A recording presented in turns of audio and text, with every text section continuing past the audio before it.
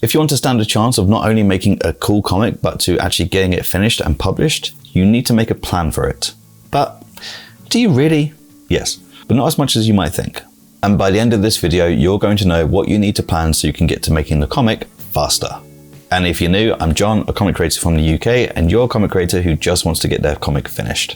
And that's exactly what this channel is for, so don't forget to subscribe. So the first thing you need to know before starting your comic is the plot. What is the plot? What is your comic about?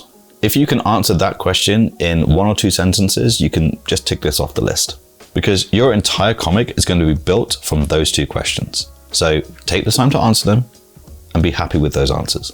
And the second thing you need is a script. Now, don't worry, I'm not suggesting that you need to script out the entire saga of your comic before you start drawing it.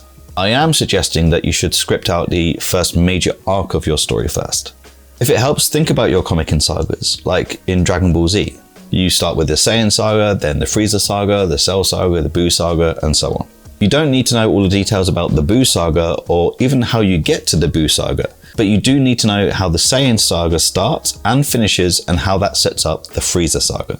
Because if you don't know how the Saiyan saga ends, then it'll end up being too long, or you'll have character or story inconsistencies by the time you get to the Frieza saga.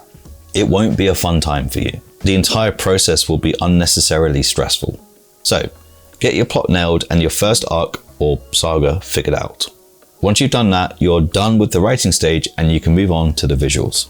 Now, I'm going to assume that you haven't designed any characters yet. And even if you have, still watch this part because there may be some things that you have missed. The most important thing to consider when it comes to designing your characters is their silhouettes.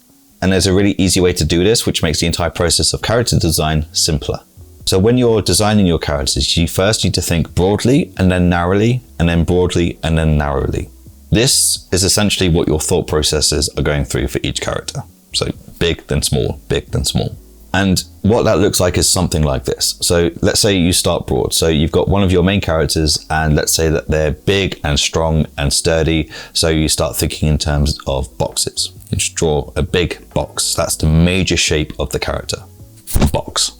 Then your thinking can go narrower than a box. It's almost like you've got a big block of clay and you're going to start slowly chiseling away at it. And this is where you can start to accessorize. What kind of hair do they have? What are the main items of clothes that they wear? Then once you've dressed them and given them the basics, you go broad again and you look at the overall shapes. Ask yourself whether their silhouette reads clearly. Are the most important things about their character designs still really obvious? If being a big, broad, sturdy character is important, is that still obvious at this stage? Hopefully the answer is yes. If not, you can make little tweaks to make the answer yes. And then you go narrow again, where you can accessorize more and you can add jewelry or bits of armor or little flourishes or pouches or straps or all the cool little details that a lot of people start with, but they shouldn't. And then you go broad again and see if that hurts the silhouette. Hopefully it shouldn't. If it doesn't, you've got a really strong character design. And then just repeat that process for every single character that you make.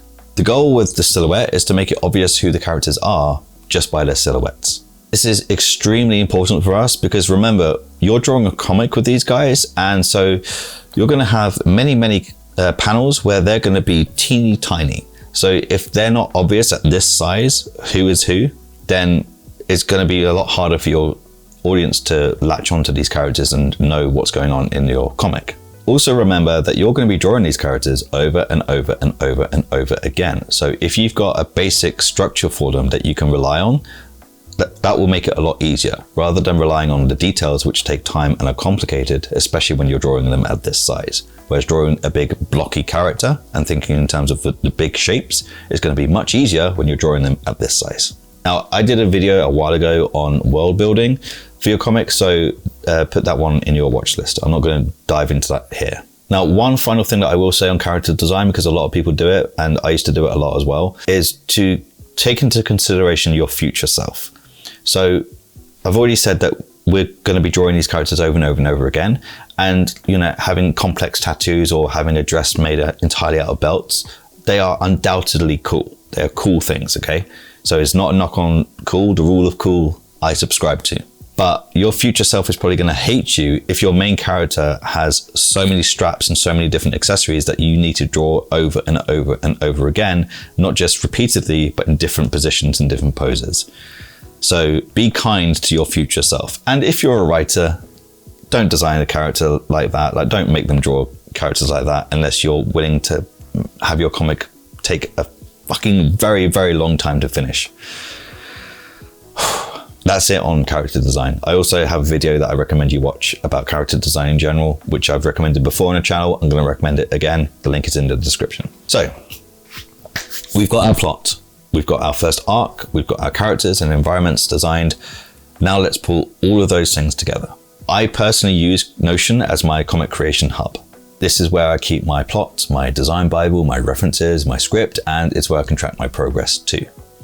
If you don't want to spend time learning Notion and putting together your own thing, then I am selling this, which you can get in the link in the description. This is the new 2026 version, which I've not released outside of my newsletter subscribers, and I've been using it for the past 3 months, and it's legit the best version. Anyway, click the link and there's a bit more info on it there. Now, let's get back to those visuals, because there's just one more thing for us to do before we can start. For your characters, you need to know what they're going to look like facing forward, to the side, and to the back, and that is it. That is the minimum that you need, and you will thank your past self if you put the time in to do this early on. Now, for full disclosure, I find this part of the process extremely boring. So to make it more interesting for myself, I try and find poses for my characters outside of them just standing stock still, like in T poses, for example, which we do not need to do because we're not prepping these designs for 3D models. So we don't need them to look like this. We can have them look like this, which is much more interesting and fun to do, especially when you have lots of characters to do. So that's characters. You likely knew a lot of the stuff that I was talking about, but what about environments? How do you deal with that? Well, there's only one thing that you need to do, and it's a lot easier than you think. Let's take one of the environments in your comic. Let's just say it's a house, just for simplicity. All you need to do is just make a floor plan. You don't need to be super detailed here, and actually you can think about this in the same way that you thought about designing your characters. Only think about the environment defining elements of your floor plan. So if it's a house, for example, in the living room, maybe it's the sofa and it's the cupboards and it's the TV. In the kitchen, maybe it's the sink and the oven and the fridge. Do you know what I mean? You don't need to think about the fridge magnets. Just the fridge is fine. Remember, we're only really thinking about the minimum amount that we need. Because now, with these floor plans in place, which might seem pointless to you at this stage, but when you actually go to create your comic, you're going to absolutely love these. Because when you're creating your panels, you can have a look at these plans and think, okay, so if character A is here and character B is here, you need to walk around this object to get to this door, so I need to have the camera over here, which makes planning that a lot easier rather than having it all in your head. You can literally move these points around. Even if you do it traditionally, you can get little figurines, if you want, to represent your characters and just literally move them around the page like that. Really, really easy to do. And then that gives you a better sense of what you need to include in your panel to make them consistent. Now, if you want to go the extra mile, then you could do some proper studies as well, of course, of your environments. Maybe do some value studies or mood lighting studies to get the look and feel of the different environments that you have. Or maybe you want to do some 3D models so you can nail down the perspective and the continuity every single time, which is the main reason to do the 3D models. But do you need to do all those things? No. Do you need a floor plan though? Yeah, I'd say so. I think when it comes to minimums, I think that's the minimum that you need. And again, it'll be worth it. Trust me, it'll be worth it. That's the plot. That's the first arc script, the designs and the visual references. We are ready to start our comic. Almost. I promise this is the last thing, but it's probably the most important one. Before you start on page 1 of your comic, you need to answer the following questions. Number 1, do you know how long it's going to be? Roughly, an estimate is fine.